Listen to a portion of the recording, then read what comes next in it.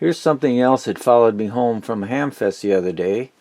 A Tektronix 465B oscilloscope. It was under the table with a price of $10, so obviously it comes with a guarantee that it doesn't work, which we'll find out here. And let's see what happens. Well, that's not good.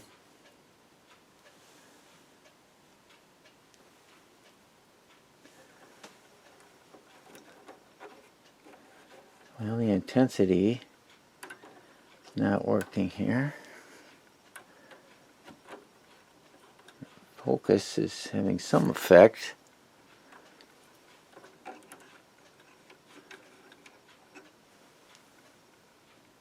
Scale illumination's not working, which is probably just a bulb.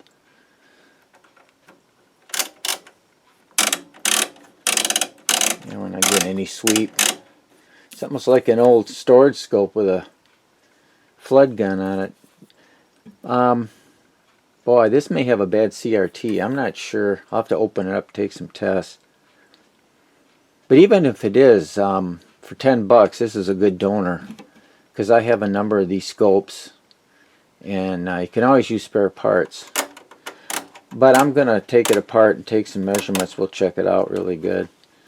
Most of these push your knobs up here to, yeah, nothing.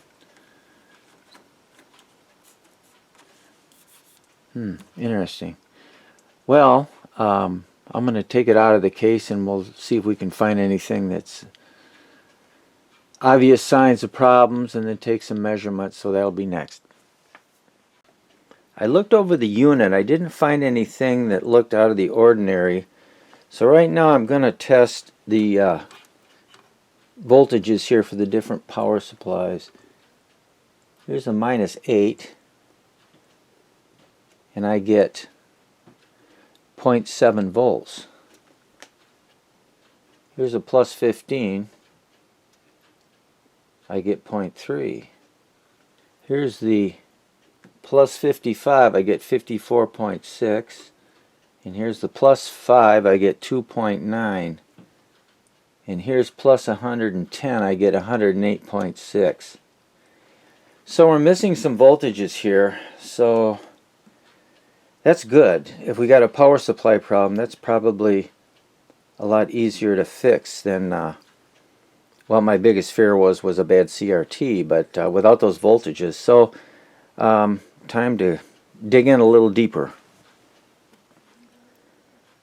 Well, this should have jumped out and hit me in the eye. Look at here.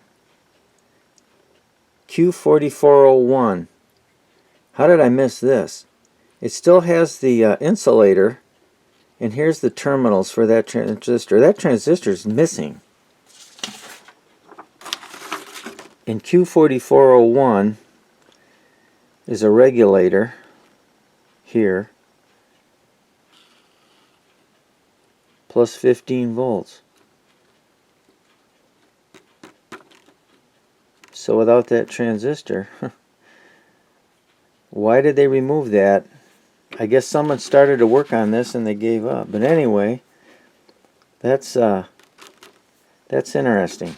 I wonder what else is missing. I better go over this again, a little more fine points here. Obviously someone's been in here, so we may be in for some more surprises. Q4401. This is a +15 volt regulator, and that is an MJE 2801 transistor. I don't have any of those. Here's the specs on that transistor. 60 volt collector emitter voltage, 10 amps, a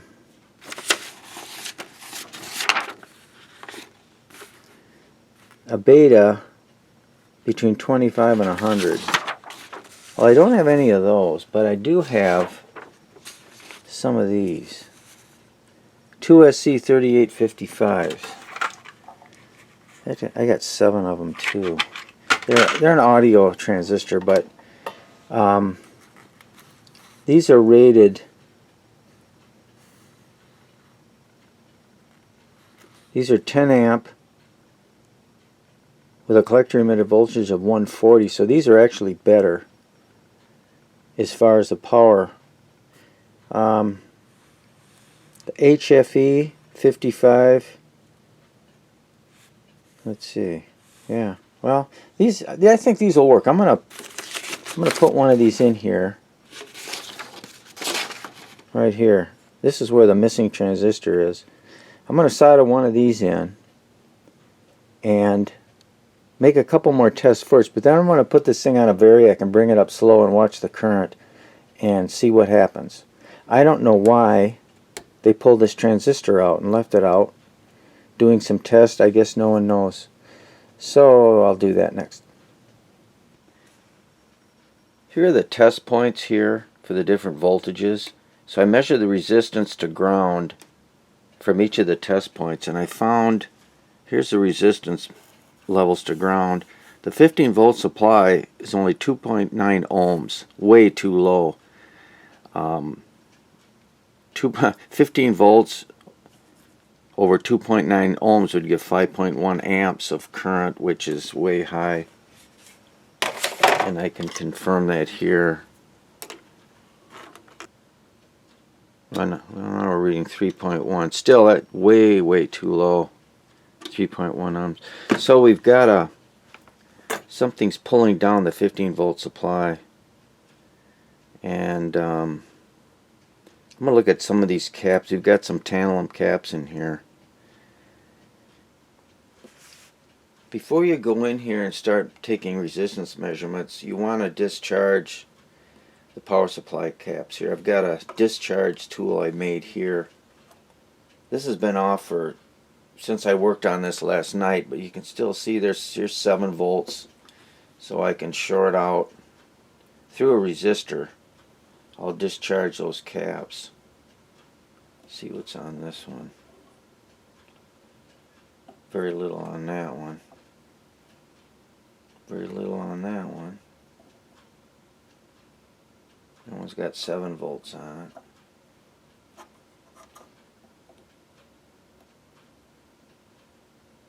Anyway, before I go in and take resistance measurements, I'm going to make sure all these caps are discharged completely here.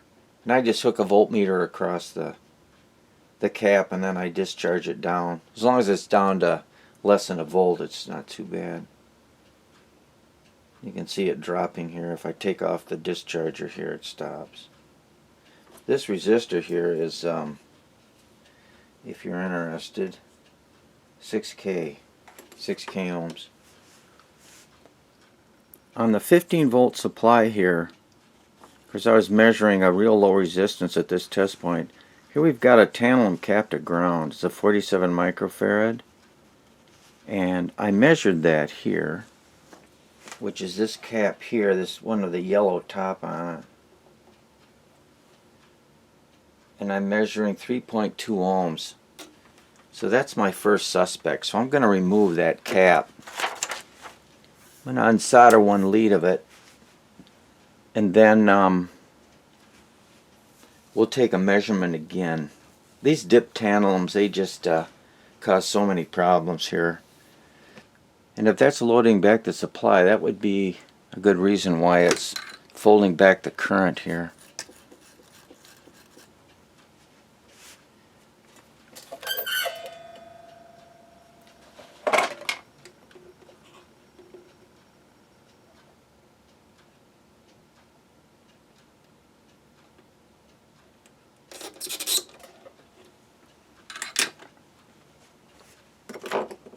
Okay, I lifted one side of that resistor. Now I'm going to measure the 15 volt rail again and see what we get. Okay, now we get 110.5 ohms. So this cap, in fact I'll go right across the cap if I can.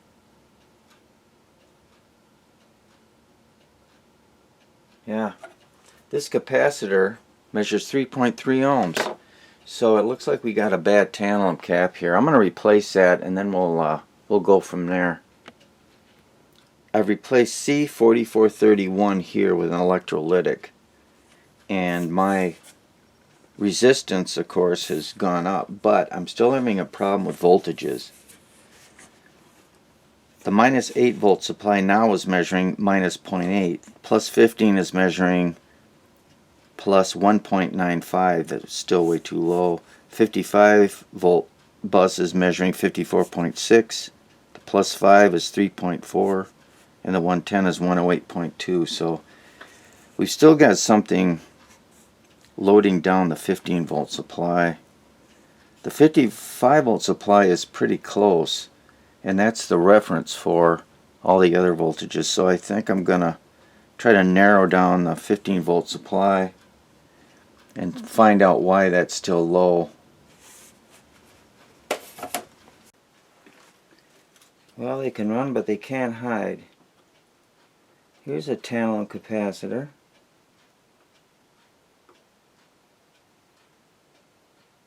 .5 ohms. He has to go.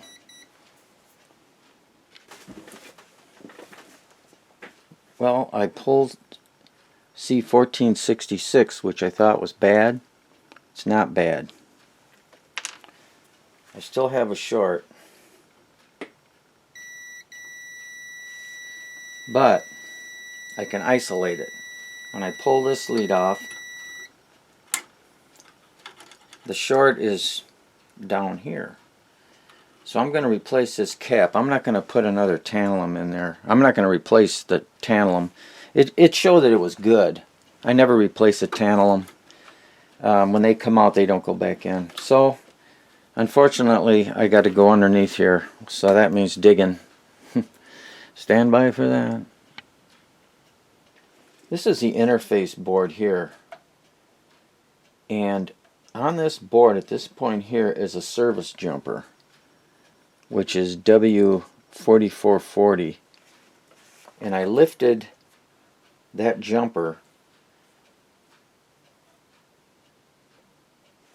and ground is here, and 15 volts here. You can see now there's no short to ground.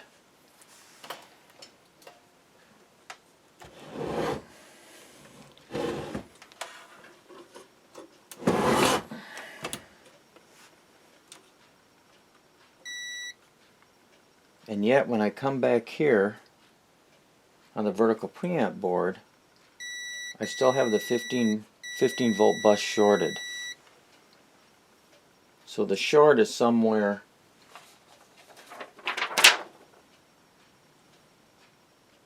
past this point. And there's a number of places it can, the calibrator and fan, the horizontal amplifier, but I've isolated it from the CRT circuit and the power supply, so it's outboard of that. So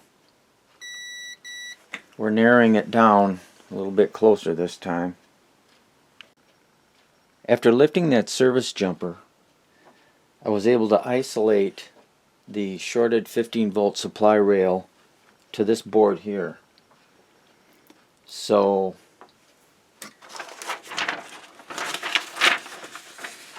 this is the trigger generator and sweep logic circuit board. And on this board I found, well, here's the 15 volts right here. And you can see there's no short to ground. I'm going to push this tantalum cap over.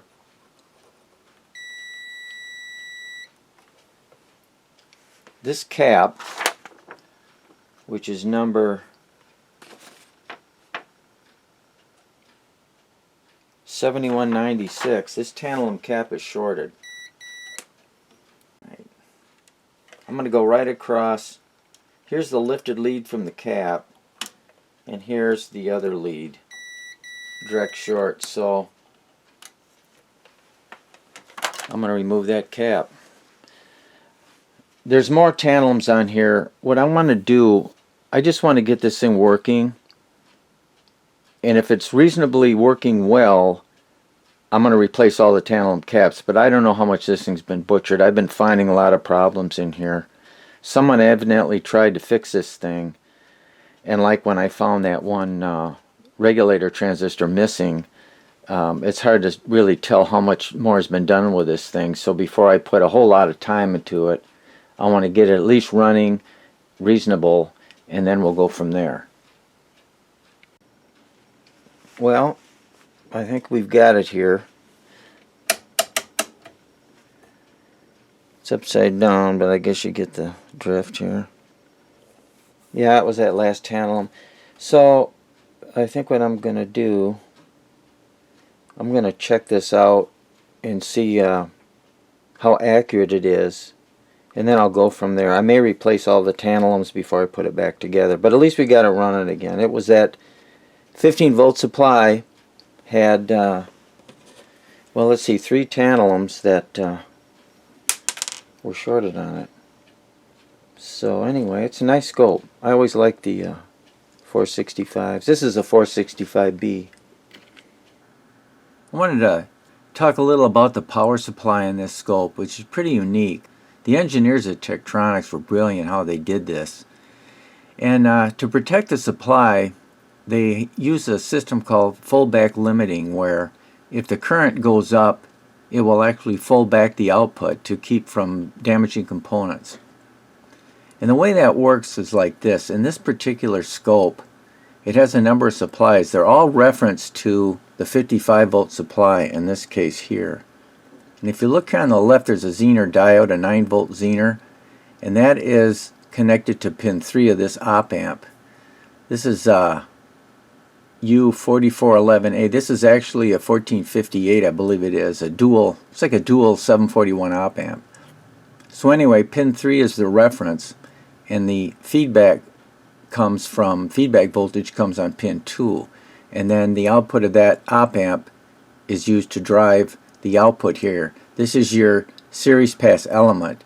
Each supply has a series pass element, so the output current to each supply goes through these transistors that are in the box here.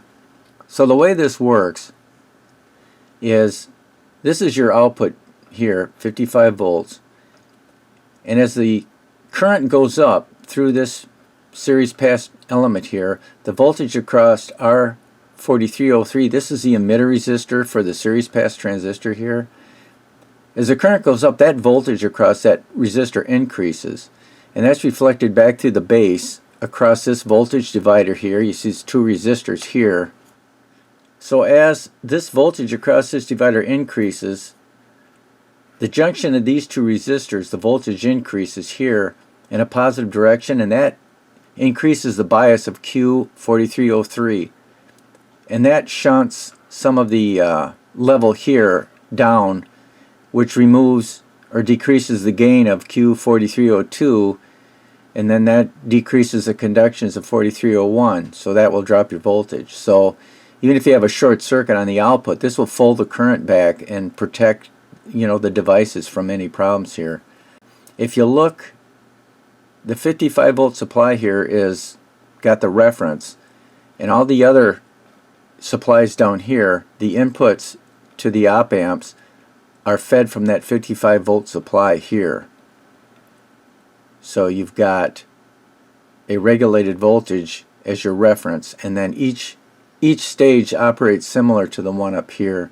It feeds back and then controls the conduction of the series pass element here based on the conduction through this transistor which drives it here. So it's pretty ingenious how they did it. This is one of the capacitors I had that was bad. This tantalum capacitor to ground here. They made it a lot easier to repair these scopes. There's a lot of ways you can isolate the problem by isolating it either from the power supply or to one of the boards in the unit here. And in this oscilloscope, they've got a jumper, a couple jumpers you can pull that will isolate it and help you bracket to find out where the problem is. Here again, this is a linear power supply. They're a lot easier to troubleshoot than the switch mode power supplies. But they're not quite as efficient either. Here's your main power transformer here. This 465B is running now, and seems to be operating pretty good here. I'll go through a calibration. I think I'm going to replace all the tantalum caps in it, though. I probably should do that. When one goes, the others are soon to follow here, but it's working pretty good here, so far anyway. And once again, I got this thing at a ham fest, and kind of embarrassing, when I went through the inspection, which you always want to do, I missed that the 15 volt series regulator transistor was gone. They had removed it. I replaced it. I didn't have an exact replacement for it, but I did have a 2SC3855, which is actually a better transistor. It has a higher voltage. It's a 10 amp transistor, and it works fine.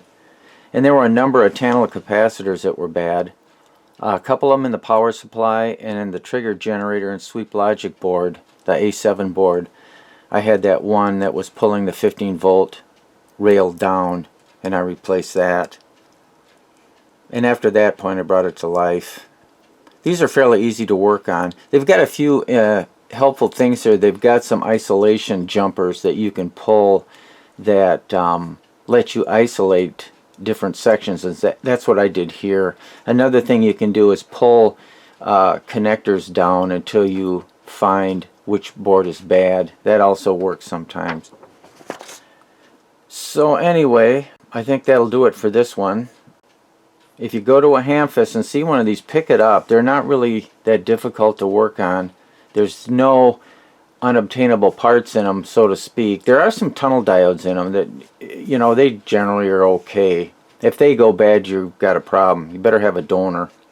But these are a workhorse. They made a lot of these scopes. So that'll do it for now. I hope you enjoyed this one, and thanks for watching, and we'll see you in the next one.